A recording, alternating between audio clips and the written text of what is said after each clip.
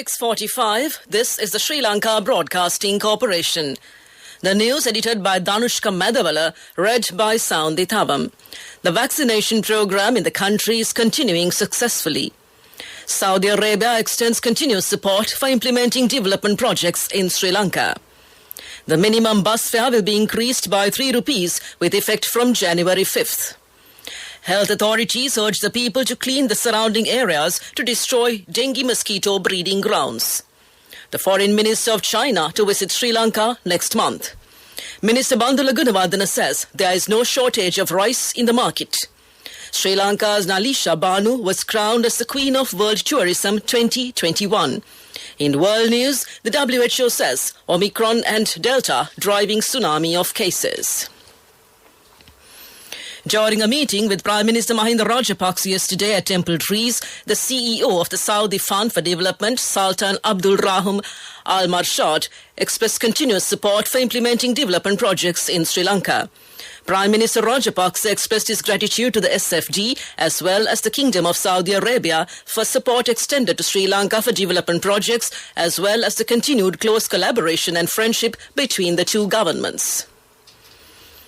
State Minister of Transport Dilum Amanugama says that the minimum bus fare will be increased by 3 rupees with effect from January 5th. Accordingly, the minimum fare for buses will be increased from 14 rupees to 17 rupees. The minister stated that the other categories of bus fares, excluding the minimum fare category for SLTB and private passenger transport buses, will be increased by 17% with effect from the date. Speaking at a press conference in Colombo yesterday, he said that the National Transport Commission has received the revised bus fares for each section and category formulated based on the pricing formula. China's Foreign Minister Wang Yi is scheduled to arrive in the island on January 8th for an official visit. The Chinese Foreign Minister is scheduled to hold talks with the Sri Lankan President, the Prime Minister and high-ranking officials as well. Minister Bandula Gunawardena says that there is no shortage of rice in the market. However, he said that there is a conspiracy to create an artificial shortage in the market and to increase the price. He said that the government has taken steps to issue dollars to traders to purchase essential goods in sufficient quantities. He further said dollars were issued to the traders to release rice stocks in the harbour. This news broadcast comes to you from the Sri Lanka Broadcasting Corporation. Sri Lanka's Nalisha Banu was crowned as the Queen of World Tourism 2021 at a gala ceremony in the Philippines. Janine Quino from the Philippines and the USA was named the Queen of International Tourism, while Rosie Abigail Smith from Canada was named as the Queen of Universe Tourism. Nalisha Banu was crowned Queen of World Tourism 2021 from amongst 30 contestants representing various countries and regions. She also won the People's Choice Award at the pageant and the Special Award for Best in Talent. The Epidemiology Unit of the Health Ministry says 419 COVID-19 cases were confirmed in Sri Lanka yesterday. This brings the total number of confirmed cases of coronavirus reported in the country to 586,183.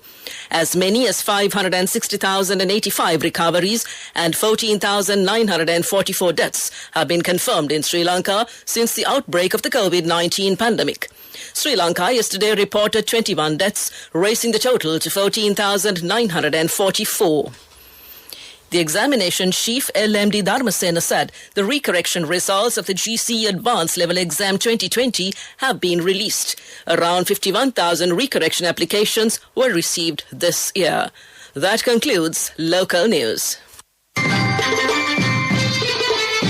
main news story is brought to you by Siddhalepa Vedamahatmya. The Health Ministry says 3.7 million people have been given the COVID booster dose. 10,800,000 have been given the second dose of a COVID vaccine. Nearly 10,680,000 have been given the first dose. Meanwhile, 585,764 COVID patients have been identified in the country. 560,000 have recovered from the virus so far. 10,756 are undergoing treatment in hospitals. That came to you in the main news story. The main news story was brought to you by Siddhalepa Vedamahatmya. On to Watchlight. Health authorities warn that Sri Lanka is on the threshold of another huge dengue wave after 2017. A physician of the National Hospital of Sri Lanka, Dr. Upul Disanayake, said that you have flu-like symptoms such as fever, body ache and back pain. It can either be COVID-19 or dengue, and it is very unlikely that it could be any other illness. He added that a huge dengue wave comes once in 4 years, and the last wave hit Sri Lanka in 2017.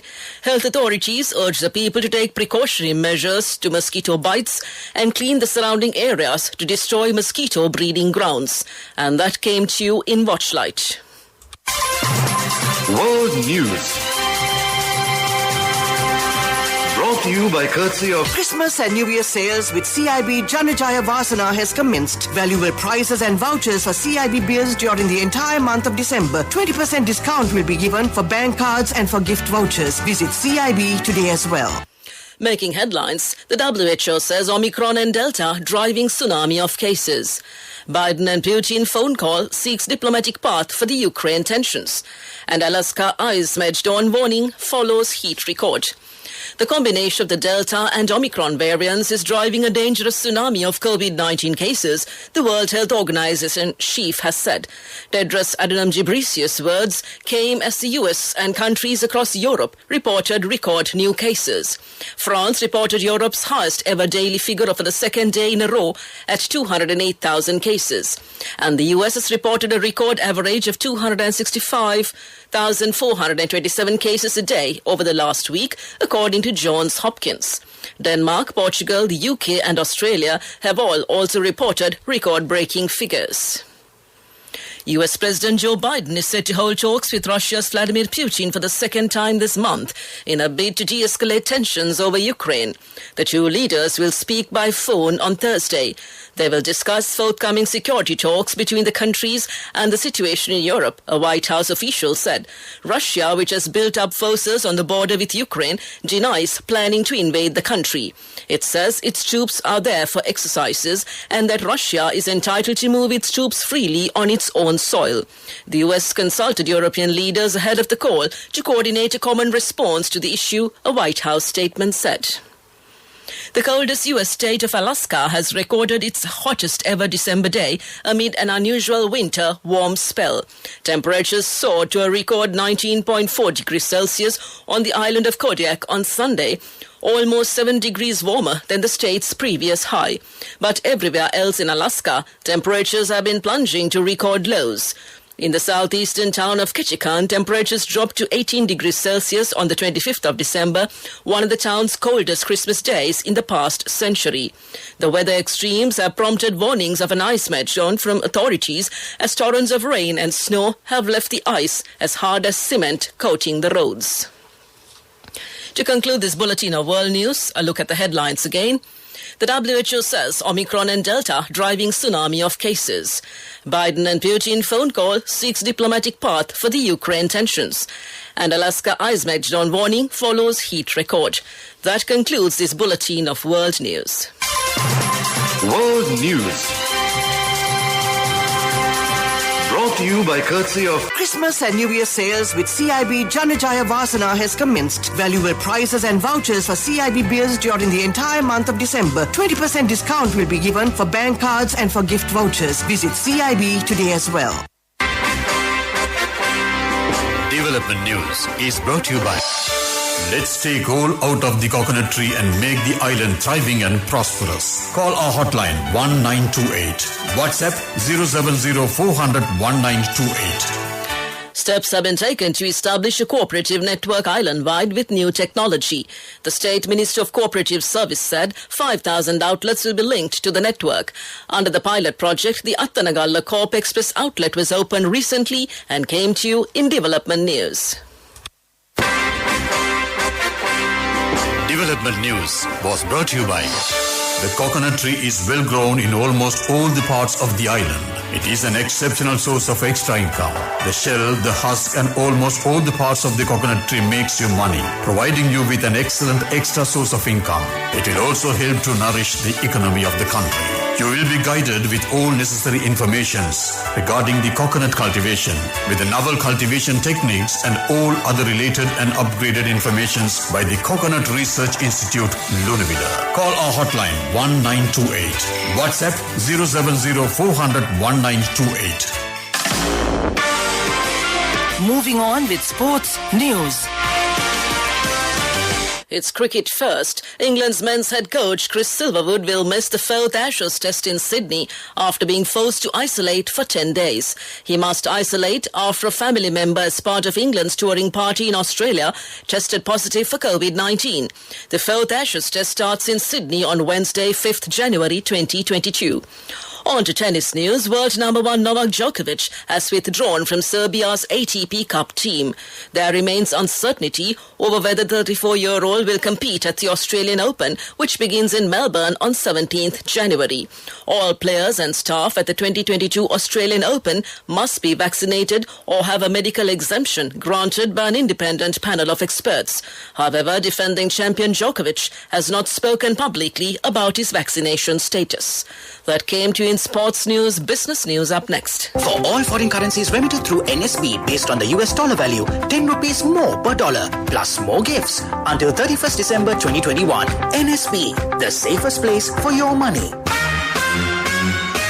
Business news sponsored by National Savings Bank, the safest place for your money.